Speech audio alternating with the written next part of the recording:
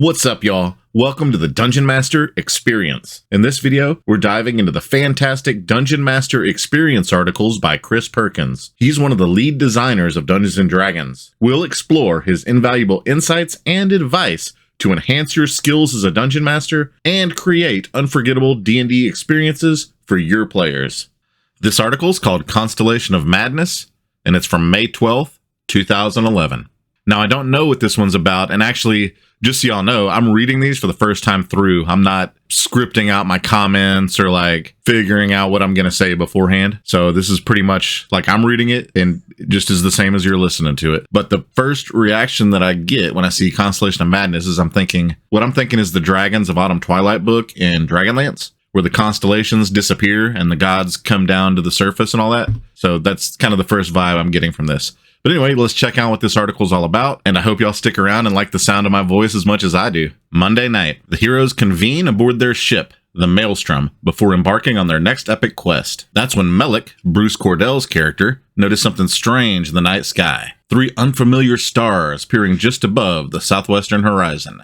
In the days that follow, more strange stars come into view, until the entire constellation of 13 is visible. The starry array resembles a dragon's eye, and the writings and ramblings of ancient mariners and astronomers speak of an evil constellation that appears only when summoned, a constellation with the power to warp the very fabric of reality.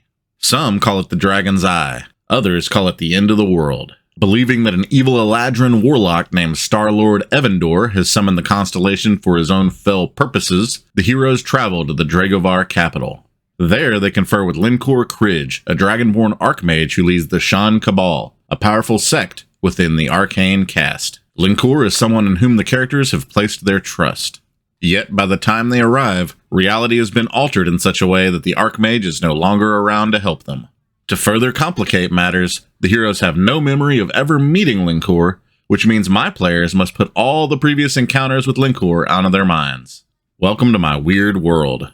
So that's pretty cool. So my takeaway here is, as the players were on their way to the town to talk to the guy, essentially, the fabric of reality shifted and twisted, and it actually erased their memories of knowing people that they used to know. So they had to role play as if they were the altered reality versions of their characters that had never met the guy or heard of the guy or whatever. So that's actually kind of interesting, and I've never done that in one of my games. It really does jog the imagination.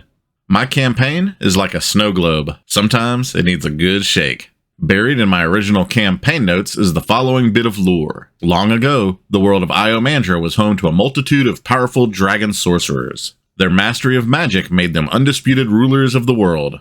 One by one, they died, and with them, their great magic. Present-day dragons, more driven to acquire gold and property than arcane power, believe these ancient worms ascended to the heavens, becoming the stars in the night sky. The above passage was the inspiration for an epic-level adventure called Constellation of Madness, in which a major campaign villain with ties to the Far Realm summons a constellation that has the power to alter reality. What really excited me about this idea was the prospect of temporarily swapping players in my Monday and Wednesday night groups, and the Dragon's Eye constellation was the plot device I intended to use to make it happen. Unfortunately, my player's schedule made the swapping exercise impractical. However, I refused to abandon the alternate reality idea entirely.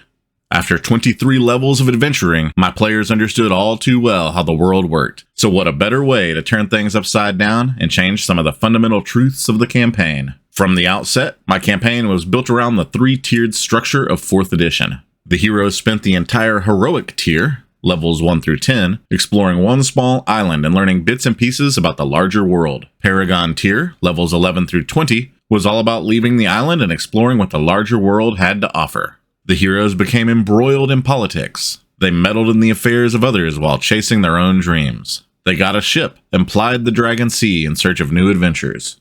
By the end of the Paragon tier, they'd touched on every major campaign arc and understood the world pretty well. Then came Epic tier, levels 21 through 30, during which one expects all the major campaign arcs to wrap up. However, Epic tier is more than just the end of plots. It is also the perfect time to challenge the player's perceptions of the world and turn the campaign on its head. Like the final season of a television series, anything can happen and nothing is sacred. Keeping my players engaged for 20+ levels is not easy. Hell, sometimes it's hard to keep myself engaged, let alone them.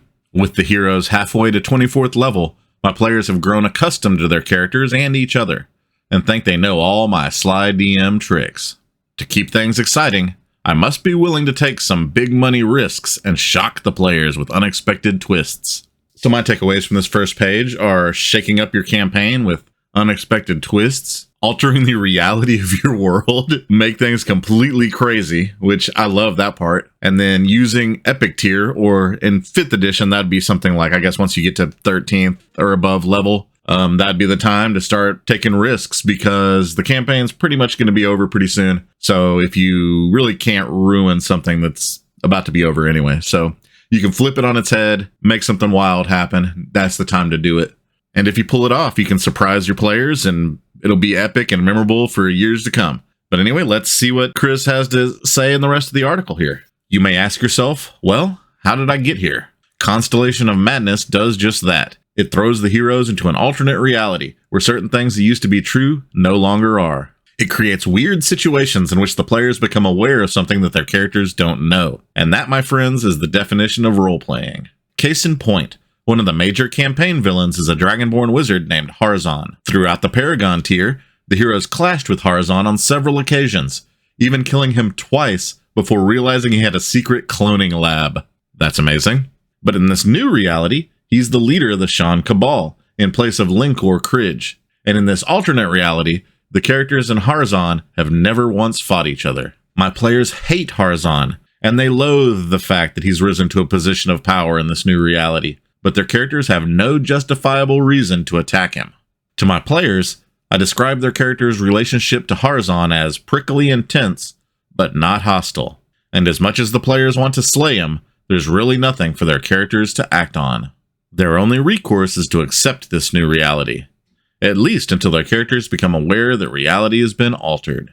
How's that for an epic role-playing challenge? I think it's awesome. It reminds me of like Sliders or something like that. Remember Sliders? Constellation of Madness is all about my players knowing more than their epic level characters. As the players figure out why certain things are changing and others are staying the same, no doubt some event will occur that lets their characters realize their world around them has changed, paving the way for the inevitable and hopefully satisfying confrontation with Star-Lord Evandor. And we've got a little comic here of a disembodied head with some internal organs dangling from it, it looks like. And the chat bubble says flashbacks, then flash forwards, and now flash sideways. And that reminds me of the Will Ferrell movie, Land of the Lost, where he invents a time machine that doesn't go backwards in time or forwards in time. He invents a time machine that goes sideways in time, which, yeah. A few words of warning. While Epic Tier allows you to shift a well-established campaign in unexpected directions, you must be careful not to turn the campaign into something unrecognizable or unfamiliar to your players. They've invested too much time in the world to watch it mutate into something bizarre and unrecognizable. Moreover, alternate reality storylines are not for everyone.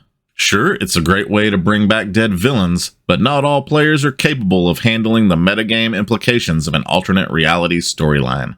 No matter how hard they roleplay, their characters always seem to know as much as the players do. Even my Monday night players, expert roleplayers all, can accept only so much metagame torture before their heads leap off their shoulders and fly screaming about the room. Yeah, I was thinking about that as I was reading it. If you have a campaign going on for a year or even more and your characters get to the very highest levels of that campaign, if you try to do something like this and it doesn't work, it's tantamount to vandalism. Seriously, you could be destroying something that a group of people worked very hard to create. So be careful, tread cautiously, and leave yourself out to reverse it back to a save point, if you get what I'm saying. That'd be my advice. Lessons learned. The jury's still out on whether the Constellation of Madness will go down as a high point of the Iomandra campaign or sink like a stone to the bottom of the Dragon Sea. I'll keep you posted. In any event, here's what the experience has taught me about epic level play. By the time they reach the epic tier, players think they know where your campaign is heading. Show them how wrong they are. Next week's column discusses the repercussions of last week's poll results. The votes are in, and things don't look good for Xantham the Gnome Bard. To my credit, I rarely kill characters on a whim, but you'd be surprised how much I enjoy torturing them. As you'll find out next week, it's for the greater good. Until the next encounter. I hope y'all enjoyed that one, guys. That was a pretty cool article about how to use a alternate reality storyline to completely shake up the epic level campaign that you have going on with your players.